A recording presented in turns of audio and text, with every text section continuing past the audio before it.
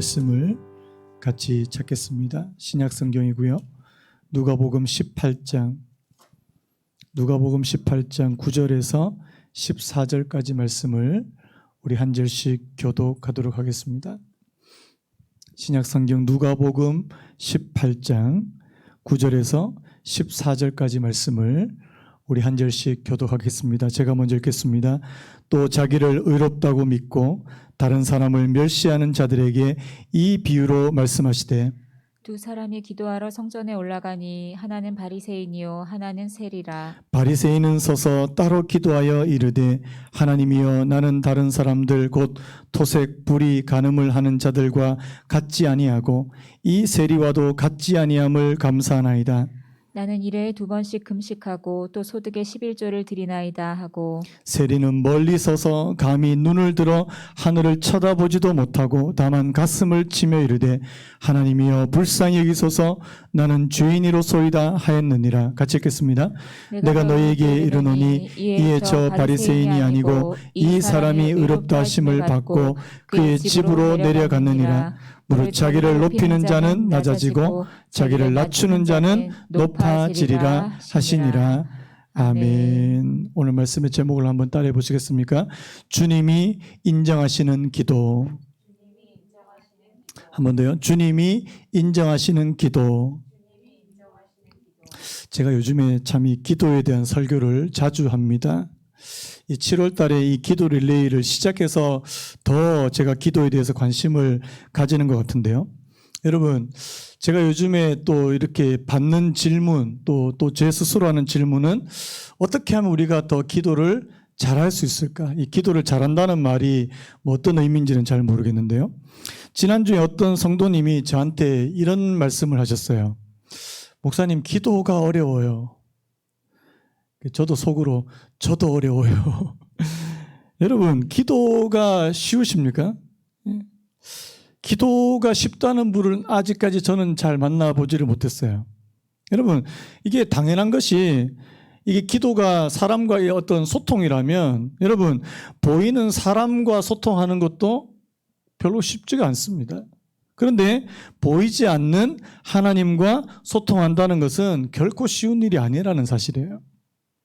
오늘 우리가 읽은 이 본문 바로 앞에 이제 무슨 내용이 나오냐니까 이 과부와 재판장, 이 불의한 재판장의 비유가 나오는데요. 이 비유가 좀 재미있는 부분이 있습니다. 이 주님이 끈질긴 기도에 대해서 말씀하시면서 이제 뭘 가지고 얘기하냐니까 아무것도 의지할 데가 없는 이 과부가 모든 권력을 다 가지고 있는 이 재판장에게 나아가는 것으로 묘사하고 있다는 사실입니다. 여기 나오는 이 재판장이 어떤 사람이냐니까요. 사람을 무시하고 하나님을 두려워하지 않는 그런 재판장이다. 이렇게 말씀합니다. 여러분, 사람을 무시해요. 뭐 보통 사람도 무시하는데 과부는 그 당시에 가장 미천한 계급인 이 과부를 무시하지 않겠습니까? 이 과부는요, 이 재판장에게 나아가면 그냥 무시당하는 거예요. 그런 재판장이 과부가 와서 사정한다고 해서 들어주겠습니까? 절대 들어주지 않을 거죠. 그런데 그런 재판장에게 과부는 계속 찾아가서 하소연합니다. 여러분, 이게 쉽겠습니까? 어렵겠습니까? 이게 어려워요. 마치 어디다 대고 이야기하는 것처럼 느껴질까요? 벽에다 대고 이야기하는 것처럼 그렇게 느껴질 겁니다. 저는 이 비유에서 저희들에게 한 가지 가르쳐 주시는 사실이 뭐냐니까요. 우리가 하나님 앞에 처음 나아갈 때, 그렇다고 해서 이 재판장이 하나님이다 이렇게 생각하시면 곤란합니다. 그런데요, 우리가 하나님 앞에 처음 기도로 나아갈 때 마치 과부가 이 불의한 재판장에게 나가는 그런 막막한 심정을 가질 수 있더라는 사실입니다. 많은 분들이요, 기도할 때 너무 막막합니다. 하나님 잘 보이지 않고 느껴지지 않고. 저도 그랬습니다. 하나님이 잘 느껴지지 않고 하나님이 이렇게 기도해도 뭔가 이렇게 느낌도 잘 오지 않고 마치 벽에다 대고 이야기하는 것처럼. 그러면 우리는 쉽게 포기해야 되냐고요? 여러분, 오늘 바로 앞에 나와 있는 이 과부와 재판장의 그 비유에서 저희들에게 말씀해 주신 게 뭐냐니까 이 과부는 하나님보다 훨씬 더 사람을 무시하고 이 과부의 말을 들어주지 않는 이 재판장에게도 포기하지 않고 끊임없이 그를 찾아갔다는 사실입니다. 결국에 어떻게 됐습니까? 그 과부의 그 말을 들어줄 수밖에 없을 정도로요. 여러분, 그래서요, 이 비유가 저희들에게 가르치는 것은 뭡니까? 쉽게 포기하지 말라는 거예요. 여러분, 축복합니다. 여러분들이 하나님 앞에 기도하실 때도 하나님 앞에 내가 기도가 좀 잘 안 되고 기도하는 것이 어렵다고 해서 쉽게 포기하지 않는 그런 은혜가 있기를 간절히 바랍니다. 바로 이 기도할 때 저희들의 태도에 관한 그런 말씀이거든요. 그래서 제가 어제 말씀을 준비하다가 우연히 예전에 그 스크랩을 해둔 내용이 있었는데요. 그 여러분 잘 아시는 그 종교개혁자 칼빈이라는 분이 계십니다. 이분이 이제 기도에 관한 이 글을 많이 쓰셨는데 이 기도할 때 4가지 법칙이 있더라. 4가지 중요한 사실이 있더라는 거죠. 잠깐 좀 나누고 오늘 말씀을 좀 살펴보기를 원하는데 첫 번째가 뭐냐니까 내적 집중입니다. 한번 따라 보시겠습니까? 내적 집중. 이게 뭐냐니까 산만하고 분주한 마음을 내려놓고 하나님께 온전히 집중해서 기도해야 된다는 것입니다. 여러분, 우리의 마음은요 굉장히 흩어져 있습니다. 이 집중이 잘 안 돼요. 그래서 여러분들이 처음에 하나님 앞에 뭔가를 놓고 기도하려고 할 때 온갖 잡생각들이 여러분들의 마음과 여러분들의 머리를 이게 파고드는, 왜 그러냐니까 이게 내적인 집중이 아직까지 되지 않았다는 거예요. 여러분, 기도는요 하나님 앞에 몰두하는 것입니다. 아멘입니까? 하나님 앞에 집중하는 거예요. 그래서 우리가 먼저 되어야 될 것은 이 내적인 집중이 먼저 되어야 된다는 사실입니다. 그 다음에 두 번째 한번 따라 보시겠습니까? 참된 갈망.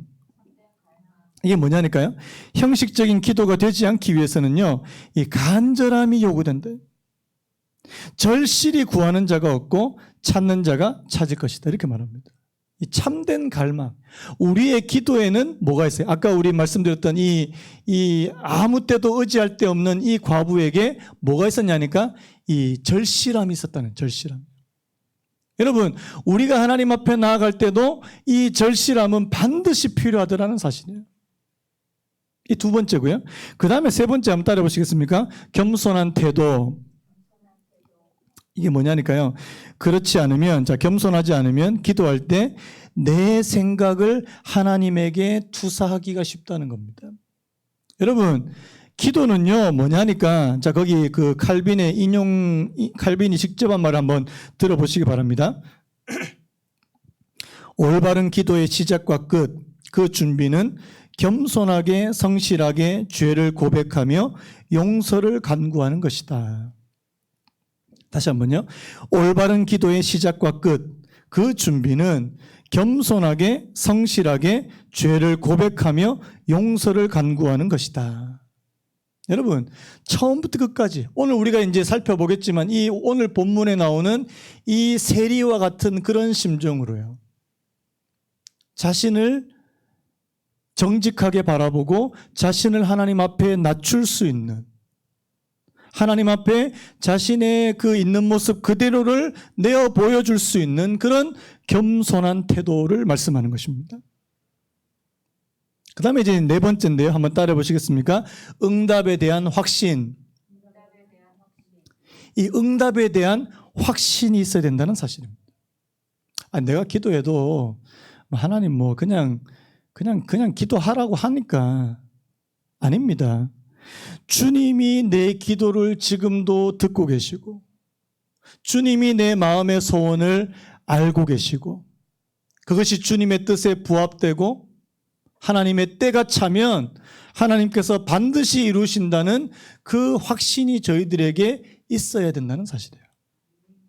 그래서 여러분, 오늘 저와 여러분들이 이 기도라는 게 그냥 앉아서 그냥 주여 몇 번 하는 게 이게 기도가 아니고요. 첫 번째, 내적인 집중, 하나님 앞에 몰두하고 참된 갈망을 갖고 또 겸손한 태도로 응답에 대한 확신을 품고 그렇게 하나님 앞으로 나아가는 것이 바로 기도라고 오늘 성경은 말씀하고 있다는 사실입니다.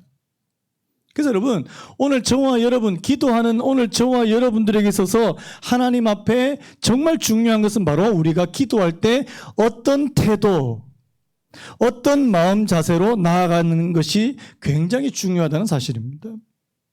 자, 오늘 우리가 읽은 본문 좀 살펴보려고 하는데요. 자, 우리 9절 같이 한번 읽어볼까요? 자, 9절 같이 읽겠습니다. 시작. 또 자기를 의롭다 믿고 다른 사람을 멸시하는 자들에게 이 비유로 말씀하시되. 자, 오늘 그 18장 첫 번째 1절에도요. 그 앞에 우리 그 불의한 재판장 비유에서도 그 앞에 이제 표제와 같은 그런 말씀이 있는데 오늘 이 두 번째 이 바리새인과 세리의 비유에서도 이 표제와 같은 말씀이 있습니다. 이게 뭐냐니까 9절인데요. 자기를 의롭다고 믿고 다른 사람을 멸시하는 자들에게 이 비유로 말씀하신다. 자, 이게 무슨 말이냐니까 여러분, 지금 이 누가복음 18장에서 예수님은요, 이 기도에 관한 말씀을 계속해 주시는데, 자, 이 기도하는 사람들 가운데 자기를 의롭다고 믿고 다른 사람을 멸시하는 사람이 있다는 뜻입니다. 실제로 예수님 주변에 오늘 여기 나오는 이 바리새인처럼요, 예수님 주변에 자기를 의롭다고 믿고 다른 사람을 멸시하는 사람들이 있다는 겁니다. 더구나요, 이런 사람들이 바로 하나님을 믿는 자들이라는 사실입니다. 하나님께 기도하는 사람이라는 사실입니다. 그러면 여러분, 오늘 저와 여러분들이 하나님 앞에 기도할 때 자기를 의롭다고 믿고 다른 사람을 멸시하는 이 태도가 과연 올바른 태도냐는 것입니다. 여러분, 올바른 태도일까요? 그것이 아니라는 것을 오늘 비유에서 저희들에게 말씀해 주고 있다는 사실이에요. 자, 오늘 여러분 이 말씀은 여러분 아마 여러 번 들으셨을 거예요. 이 바리새인의 기도와 이 세리의 기도, 두 사람 다 기도합니다. 그런데 오늘 이 바리새인의 기도는 하나님 앞에 주님의 인정을 받지 못합니다. 자, 그 부분, 그 잘못된 부분, 그 오류가 뭔지를 우리가 좀 살펴봐야 되는데요. 제가 한 세 가지 정도로 좀 크게 좀 정리를 했는데, 첫 번째가 바로 한번 따라 보시기 바랍니다. 잘못된 자기인식. 이 잘못된 자기인식인데요. 자, 오늘 이 바리새인은 자신을 너무 모른다는 거예요. 그 소크라테스가 그런 말 했죠. 너 자신을 알라. 그 영어 성경에 보니까 이 부분을 어떻게 이제 했냐니까 trusted in themselves that they were righteous 이렇게 되어 있습니다. 아침부터 영어 써서 되게 죄송한데요. trusted in themselves, 자기 자신을 신뢰했다는 뜻입니다. 자신이 의롭다고 하는 그 사실을 믿는 근거가 바로 자기 자신이라는 거예요. 자신의 의로움의 근거가 바로 자기 자신이라는 뜻입니다. 이게 얼마나 위험한 생각인지 모르는데요. 제가 앞에서 그 칼빈 이야기했는데 이 그 종교개혁자 칼빈이 그 기독교 강요라고 하는 책에 맨 앞에 보면 인간에게, 특별히 하나님을 믿는 인간에게 두 가지 절대적으로 필요한 지식이 있다고 그렇게 말합니다. 첫 번째는 바로 하나님에 대한 지식. 그럼 두 번째는 뭐겠습니까? 나 자신에 대한 지식. 우리가 하나님을 알면 우리 자신을 알아야 되고요. 우리 자신을 알면 또 하나님을 알 수 있다고 그렇게 말씀하고 있는 것을 봅니다. 하나님을 알면 알수록 우리 자신이 얼마나 하나님의 기준에 도달하지 못하는, 미치지 못하는 그런 존재인 것을 우리가 깨달을 수 있다는 사실입니다. 여러분, 참된 하나님의 사람은요, 하나님의 절대적인 기준에 자신을 비추어서 자신의 모습을 깨닫는 사람인 줄로 믿습니다. 여기 이제 뭐가 필요하냐니까요. 하나님의 임재하심이 필요합니다. 자, 이게 무슨 말이냐니까 이제 여러분 그 이사야서 6장 5절을 우리 같이 한번 읽어봤으면 좋겠는데요. 제가 준비했습니다. 이사야서 6장 5절 말씀 우리 같이 한번 읽겠습니다. 시작.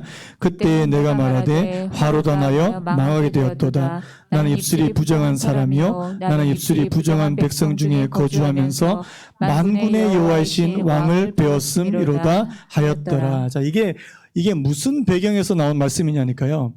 이사야서 6장에 보면 이사야가 선지자가 된 이후로 성전에 들어가서 하나님 앞에 기도하는, 예배를 드리는 그런 시간을 갖습니다.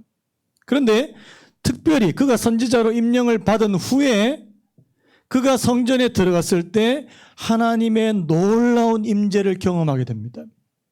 막 이 성전 안에 막 이렇게 막 구름이, 그리고 이 천사들이 나타나서 거룩하다, 거룩하다, 거룩하다, 뭐 이런 놀라운 경험을 하게 돼요.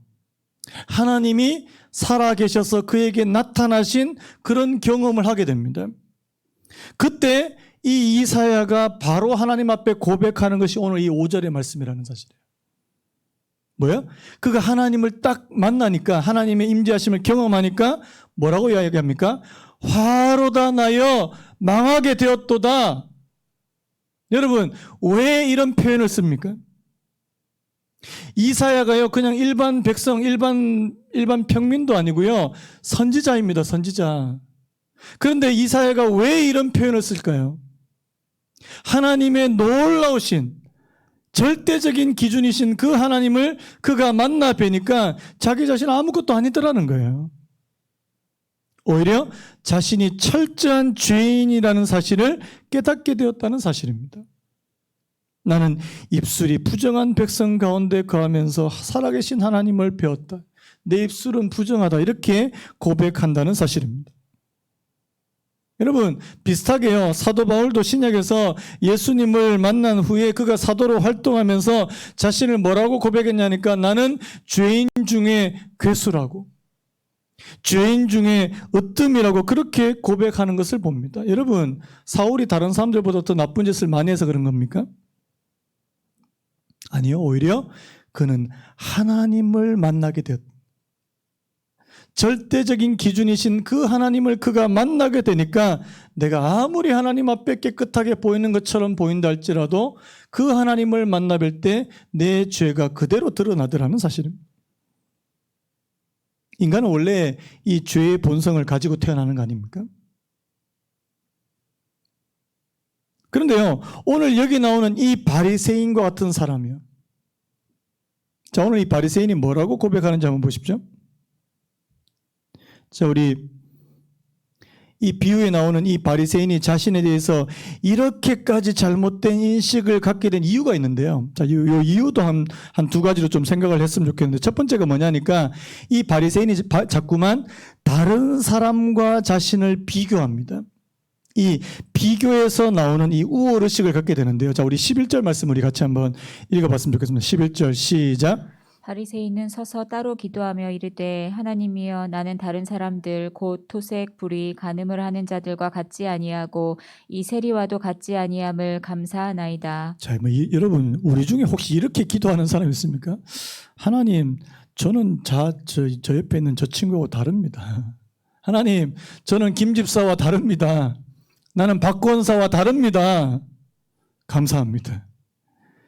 이 바리새인의 기도가요, 이게 우리가 상상하지도 못하는 그런 기도인데요. 자, 여기 보면 이 토색이라는 단어가 나오죠. 이 토색은 뭐냐니까 남의 물건을 강제로 빼앗는 겁니다. 나는 다른 사람들 곧 토색, 불의, 간음하는 자들과 같지 아니하고 이 세리와도 같지 아니함을 감사해. 여기서 이제 두 번이나 강조되는 게 같지 않다는 거예요. 이 뭡니까? 비교하는 거죠. 여기에 큰 잘못이 있다는 사실입니다. 제가 앞에서도 말씀드렸잖아요. 우리의 믿음을 점검하는 잣대는요, 다른 사람이 아닙니다. 내가 그래도 김 권사, 박 집사보다는 낫잖아. 다른 사람과 비교해서 우리 믿음을 점검하는 것이 아니라는 사실이에요. 여러분, 오늘 저와 여러분들의 믿음을 점검하는 유일한 잣대가 뭡니까? 하나님의 말씀인 줄로 믿습니다. 말씀이에요, 말씀. 많은 사람들이 여기서 오류를 범하는데요. 나는 그래도 저 사람보다는 내가 낫다는 거예요. 적어도 저런 인간과는 나는 차원이 좀 다른 사람 아닌가. 얼마 전에도 어떤 목사가 막 또 성범죄를 또 저질러 가지고 징역 7년을 받고, 제 속에도 약간 뭐가 있는 줄 아십니까? 그래도 나는 저런 목사보다는 낫지 않나? 여러분 보시기 어떻습니까? 그런데요, 하나님 보시기에는 아니라는 거예요. 제가 이런 비유를 많이 드는데요. 자, 건물 100층짜리 건물이 있고 2층짜리 건물이 있습니다. 자, 땅에서 볼 때는 어때요? 100층 그러면 와, 2층 애게게. 근데 만약에 하늘 저기 3,000m, 5,000m 상공에서 내려다보면요. 100층짜리 건물이나 2층짜리 건물이나 여러분, 하나님의 절대적인 기준, 하나님의 말씀이라고 하는 그 기준에서 오늘 저와 여러분들 보면요. 이 뭐 50보, 100보 아닙니까? 그런데 자꾸만 내 옆에 있는 다른 사람들과 이 비교해서요. 그리고 이 비교해서 이 우월의식이 생기게 되는. 오늘 여기 나오는 이 바리새인이 뭐라고 말합니까? 자신은 남의 것을 훔치거나 불의를 행하거나 간음을 행한 적이 없다는 거예요. 자, 여기 나오는 이 바리새인 어떤 사람입니까? 종교 지도자들이에요. 종교 지도자. 오늘날로 말하면 아마 사역자나 목사쯤 될 겁니다. 종교 지도자예요. 여러분, 종교 지도자가 이런 범죄를 저지를 가능성이 많겠습니까? 아니면 매일 세상에 나가서 생활하는 이 세리와 같은 사람이 이런 죄를 짓기가 더 쉽겠습니까? 제가 지금 무슨 말씀을 드리려고 하냐니까요. 여기 나오는 이 바리새인이 이런 토색, 불의, 간음을 저지르지 않는 게 그게 큰 자랑이 아니라는 겁니다. 그러니까 제가 예를 들어서 저는 나쁘지 않은데요. 저는 뭐 술도 안 마시고 뭐 사람들 뭐 음주운전도 안 하고. 근데 여러분, 제가 술 마실 일이 뭐가 있습니까? 제가. 오히려 우리 성도님들이 날마다 예수 안 믿는 사람들하고 부대끼면서 어쩔 수 없이 또 술을 또 댈 수밖에 없고 또 실수할 수 있는. 여러분, 저 이해하거든요. 여러분, 저 같은 사람은 그런 거 자랑하면 안 돼요. 저는 성범죄를 목사가 당연히 성범죄를 저지르면 안 되죠. 그런데 여기 나오는 이 바리새인은요, 이게 자신의 어떤 자부심의 근원이었다는 사실입니다. 나는 저 사람하고 달라. 여러분, 그 당시에는 이 세리와 같은 사람들은 다른 사람의 이 재산, 세금을 과도하게 빼앗고 또 다른 사람의 것을 많이 갈취하는 걸로 유명한 것이 이게 세리였는데요. 여기 나오는 이 세리도 그도 이제 세리로 살다 보니까 크고 작은 잘못된 일에 그렇게 연루될 수 있고요. 비리에 연루될 수 있는 그런 가능성은 훨씬 더 많더라는 사실입니다. 이 첫 번째 원인이에요. 이 비교에서 나오는 우월의식이고요. 그 다음 또 하나가 있는데요. 이게 바리새인의 이 종교적인 열심이 있습니다. 자, 우리 12절 말씀 같이 한번 읽어봤으면 좋겠는데요. 자, 12절 시작. 나는 일에 2번씩 금식하고 또 소득의 11조를 드리나이다 하고. 자, 일주일에 2번씩 금식합니다. 원래 이 이스라엘 그 율법의 전통에서 보면 일주일 이게 그 금식을 의무적으로 정해놓은 것은 1년에 한 번밖에 없습니다. 그게 언제냐니까 대속죄일이라고 하는 그런 날이 있어요. 7월 달인데요. 대속죄일에만 그들이 의무적으로 금식을 하지 다른 날은 의무적으로 금식하는 것을 이렇게 의무로 해놓지 않습니다. 그런데요, 지금 바리새인은 지금 뭡니까? 자기들끼리 규칙을 정해놓은 거예요. 일주일에 이틀 금식했다. 사람들이 와, 대단하다. 어떻게 이틀씩이나 그렇게 금식할 수 있느냐. 솔직히 제가 볼 때는 바리새인들 별로 특별히 할 일이 없어요. 할 일이 없어요. 자기가 나가서 뭐 세리처럼 그렇게 나가서 세금 걷는 일을 열심히 하는 것도 아니고 그렇게 특별히 할 일이 없는데 나 일주일에 이틀이나 금식해. 그리고 나는 소득의 11조를 다 드려.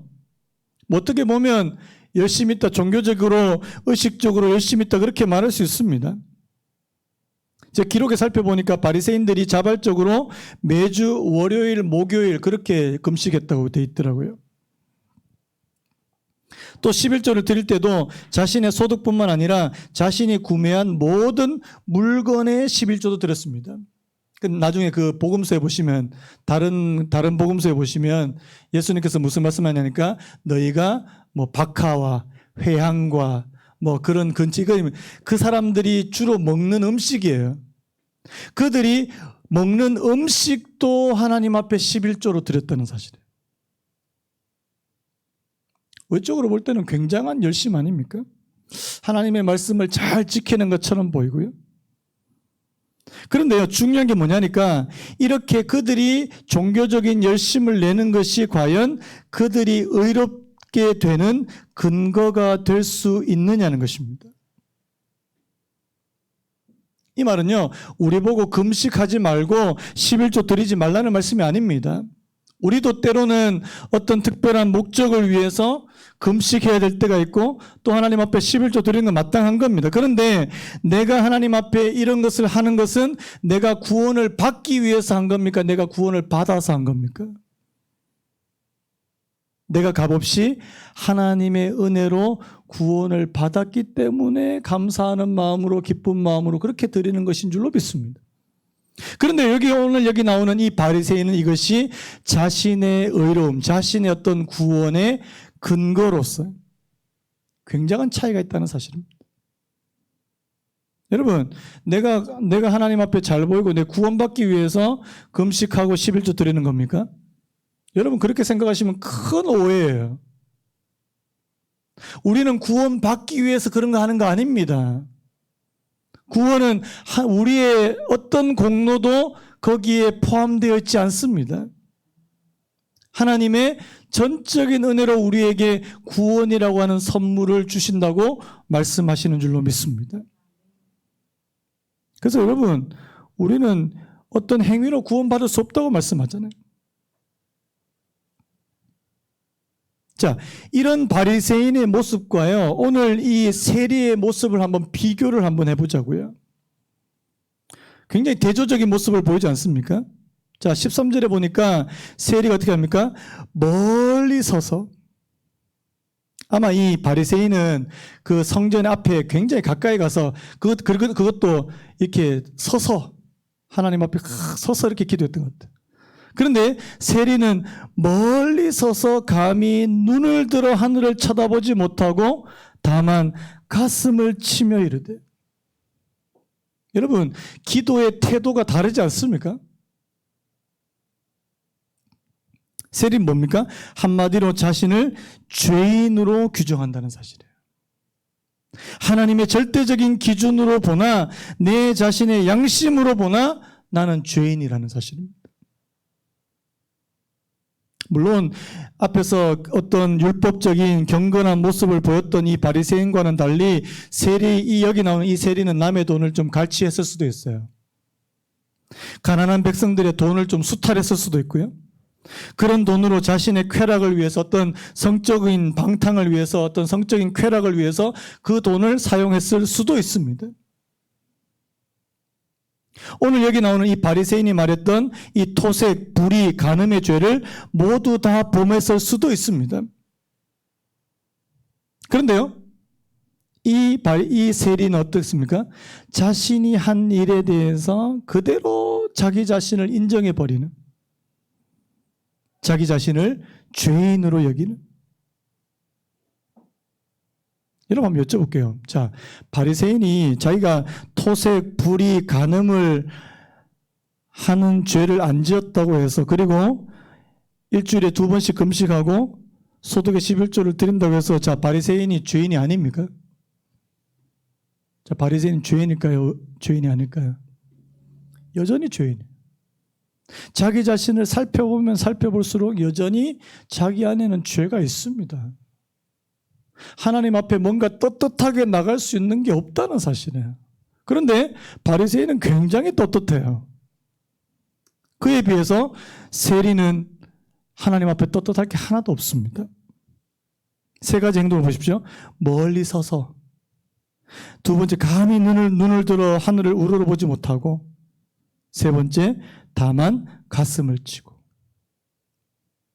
하나님 앞에 서기에 자신은 너무나도 부족한 존재라는 사실을 깨닫는 사람들의 모습이라는 사실입니다. 자, 뭐 결론 뭐 나중에 말씀했지만, 자, 누가 하나님께로부터 인정을 받고 하나님께로부터 의롭다심을 받았다고요? 바리새인이 아니라는 거예요.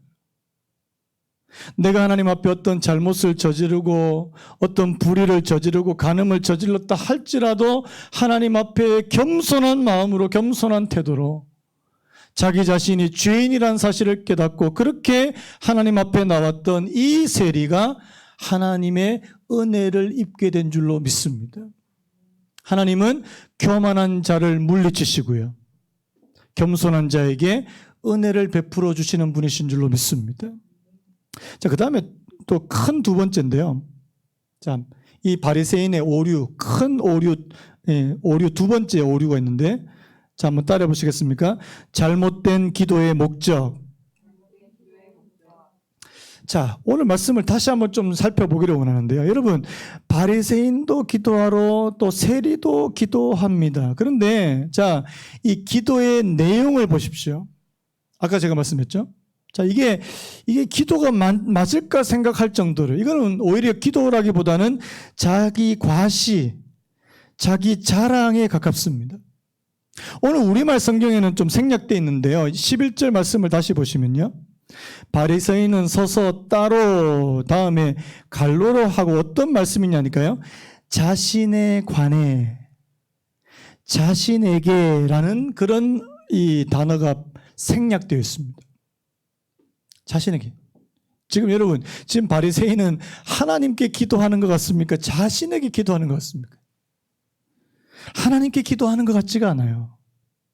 바리새인의 기도는요, 이 하나님과 별로 상관이 없습니다. 온통 자신에 관한 것이고요, 자신에게로 향한 것이라는 사실입니다. 여러분, 기도는 하나님을 향하는 것입니다. 기도는 하나님에 관한 것을 먼저 기도하셔야 된다는 사실이에요. 우리 주기도문 잘 아시잖아요. 하늘에 계신 우리 아버지여, 이름이 거룩히 여김을 받으시고 나라가 임하옵시고 뜻이 하늘에서 이루어진 것 같이 땅에서도 이루어지이다. 이거 하나님에 관한 기도가 먼저 나오잖아요. 그런데 이 바리새인은요, 하나님에 관한 것이 없습니다.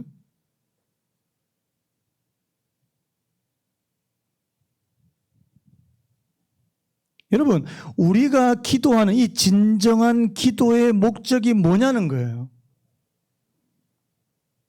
기도를 통해서 우리는 하나님을 알게 됩니다. 믿으십니까?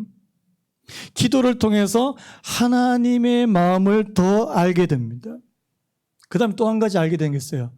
나의 부족함을 알게 됩니다. 저는 이 찬양의 가사를 참 좋아하는데요. 여러분, 그 찬양 가사 아십니까?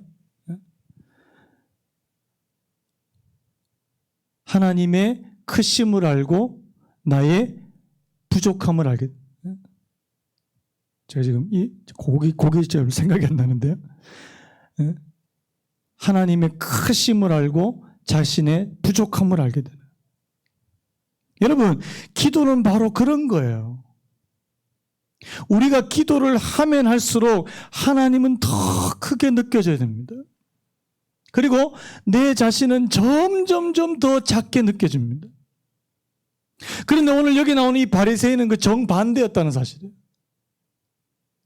하나님께 기도하면 할수록 오히려 자신의 자아는 점점점 더 커지고요, 하나님은 작아져 버려요. 오늘 우리가 이 세리가 기도하는 목적을 아셔야 돼요. 여러분, 그가 이런 잘못, 불의, 토색, 불의, 간음과 같은 이런 잘못을 범하는 그런 죄인이라 할지라도 하나님의 크심을 알고 자신의 부족함을 깨닫기 위해서 하나님 앞에 더 가까이 나오는 거 아닙니까? 만약에 이 세리도 하나님 그런 거 없으면 그냥 자기 멋대로 살았을 거예요. 그렇지 않습니까? 자기가 돈도 있겠다, 자기가 능력도 있겠다, 그냥 가서 자기가 마음대로 그렇게 쾌락을 따라서 방탕하게 그렇게 살았을 겁니다. 그런데 이 세리에게 뭐가 있습니까? 하나님에 대한 의식이 있었다는 사실 아닙니까? 하나님의 크심을 알고 나의 작음을 알게 된. 그리고 하나님께서 자신에게 긍휼과 은혜를 베풀어 주시지 않으면 한순간도 설 수 없다는 사실이에요. 어떤 청교도 신학자인데요. 우리의 구원이 궁극적으로 하나님의 자비와 긍휼에서 나온다고 그렇게 말했습니다. 저는 이거 100% 공감해요. 여러분, 오늘 저와 여러분들이 하나님 앞에 어떤 구원의 은혜를 받을 수 있는 것은 전적으로 그분의 긍휼과 자비하심이에요. 믿으십니까? 로마서 9장 16절 우리 같이 한번 읽어볼까요? 로마서 9장 16절 시작. 그런즉 원하는 자로 말미암음도 아니요 다른 박질하는 자로 말미암음도 아니요 오직 긍휼히 여기시는 하나님으로 말미암음이니라. 제가 얼마 전에 그 제자반 방학하기 전에 무슨 말씀을 드렸냐니까요. 이런 질문을 했어요. 제자반에서. 창세기에 야곱이 나오잖아요. 야곱과 에서가 나오는데, 자, 야곱이 하나님 보시기에 뭔가 좋은 자질을 가지고 있어서 하나님께서 야곱을 선택한 겁니까? 아니면, 그렇게, 자, 다시. 야곱에게 하나님이 기뻐할 만한 그런 자질이 있어서 하나님이 야곱을 선택한 겁니까? 자, 우리 보통 무슨 표현을 써요? 될성 부른 나무는 떡잎부터 알아본다. 야곱에게 어렸을 때부터 뭔가 하나님께서 기뻐하실 만한 그런 자질을 가지고 태어났기 때문에 하나님께서 야곱을 선택한 겁니까? 아니라는 거예요. 오히려요, 야곱은요, 굉장히 좀 죄송한 표현으로 좀 비열한 사람이에요. 간사한 사람이고 인간적으로 정이 가지 않는 사람이에요. 저는 개인적으로 보면 야곱보다는 에서가 훨씬 더 인간미가 있습니다. 그런데요, 하나님은 에서를 선택하지 아니하시고 야곱을 선택했다는 사실입니다. 그 이유가 뭔지 아십니까? 여러분, 왜 하나님께서 야곱을 선택한 겁니까? 에서를 선택하지 않고요. 이유는 그냥 하나님 마음이, 하나님의 긍휼하심과 자비하심이 에서가 아닌 야곱에게 임했다는 사실이에요. 제가 그러면서 이제 막 이렇게 로마서하고 창세기 가지고 막 설명을 하니까 제자반 우리 집사님들이 막 감탄을 하시는 거예요. 이런 뜻이었습니까? 네, 그런 뜻이었습니다. 제가 잘났다는 게 아니고요. 그 로마서 9장 13, 오늘 본문 13절에도 이런 표현이 나옵니다. 하나님이여 불쌍히 여기시옵소서 나는 죄인이로소이다. 한번 따라해 보시겠습니까? 하나님이여 불쌍히 여기시옵소서 나는 죄인이로소이다. 여러분, 우리가 하나님 앞에 기도할 때요, 이 기도만 하면 됩니다. 하나님, 나는 죄인입니다. 나를 불쌍히 여겨주십시오. 다른 기도 별로 필요 없어요. 뭐 이거 해주세요, 이거 해주세요. 그건 그건 그 다음 거고요. 하나님, 나는 죄인입니다. 나를 불쌍히 여겨주시옵소서. 그 기도만 하나님 앞에 마음을 다해서 한번 드려보십시오. 하나님께서 여러분들의 마음에 어떤 은혜를 베푸시는지요.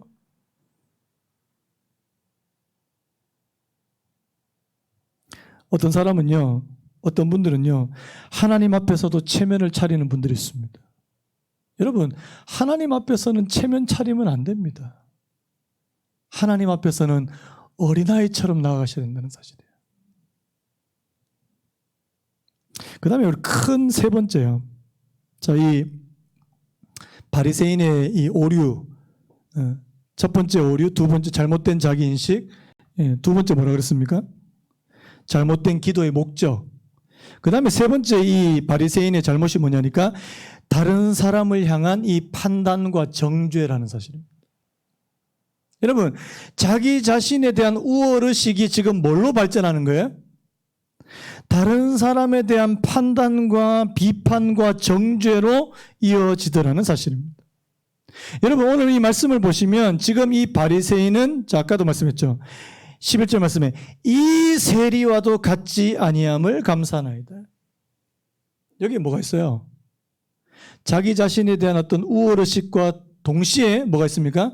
세리에 대한 비난, 경멸, 조롱이 거기에 포함되어 있다는 사실입니다.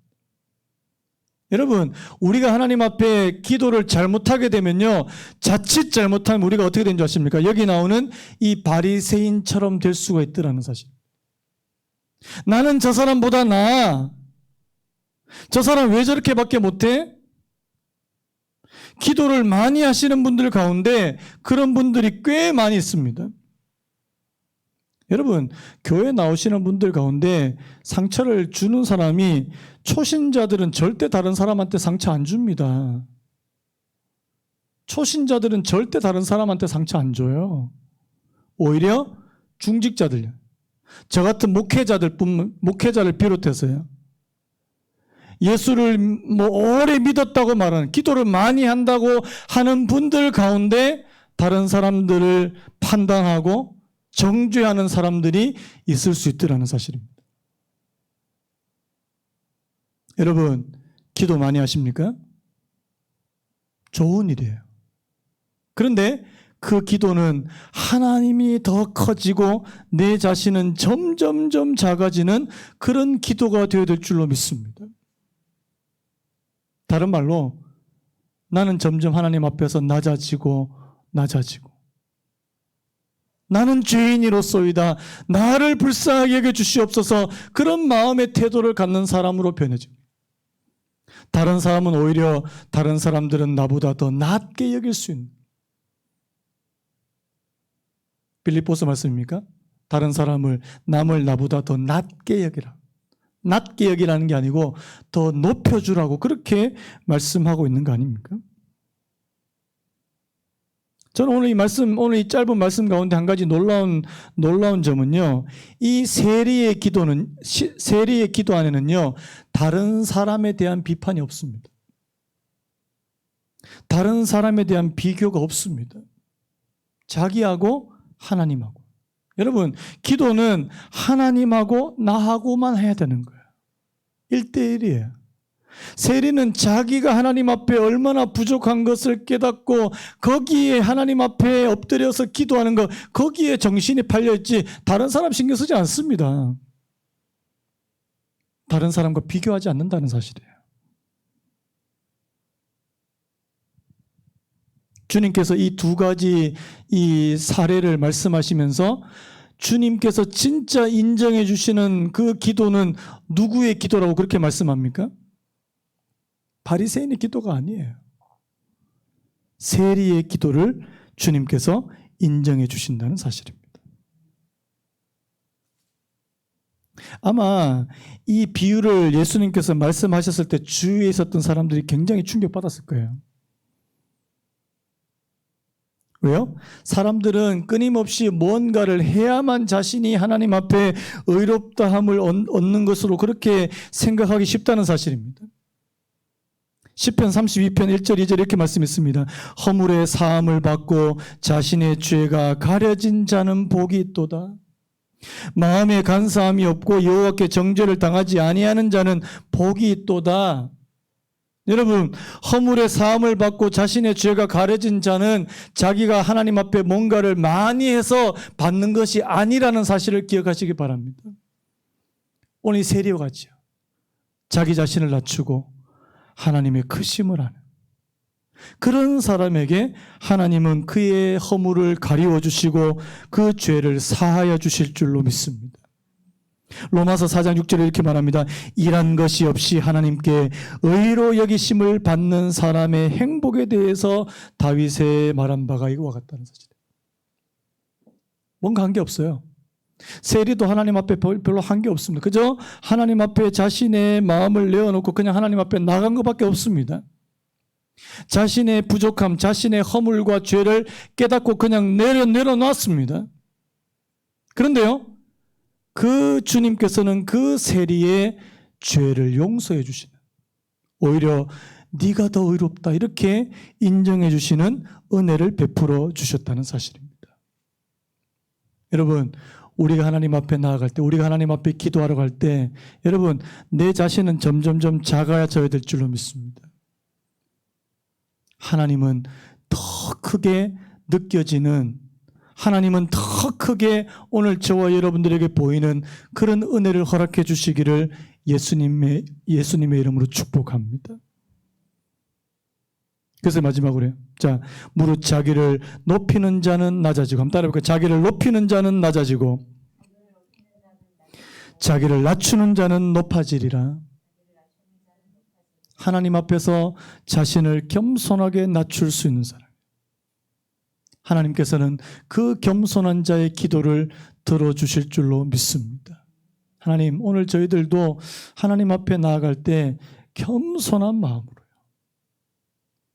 내 자신이 아닌 하나님의 은혜와 긍휼을 간절히 기다리는, 하나님, 나는 죄인입니다. 나를 긍휼히 여겨 주시옵소서. 나를 불쌍히 여겨 주시옵소서. 그런 마음으로 하나님 앞에 기도하기를 원하는 오늘 우리 사랑하는 성도님과 저와 여러분들에게 하나님께서 이 기도의 은혜를 허락해 주실 줄로 믿습니다. 우리 아까 불렀던 찬양 있잖아요. 주 나의 모습 보네, 상한 나의 맘 보시네, 주 나의 눈물 안에 홀로 울던 맘 아시네. 여러분, 하나님 앞에 나아갈 때 어떻게 해요? 상한 마음으로요, 눈물로요. 세상 소망 다 사라져가도 주의 사랑은 끝이 없으니 살아가는 이 모든 순간이 주 은혜임을 나는 믿네. 여러분, 상한 마음으로 그 눈물로 나아간 사람은요, 주님의 은혜라는 사실을 믿는데요. 저는 오늘 이 가사가 너무 은혜가 됩니다. 여러분, 오늘 이 말씀과 이 찬양의 가사를 다시 한번 생각하시면서 우리 찬양 한번 부르고 같이 한번 기도하고 오늘 예배를 마무리했으면 좋겠습니다.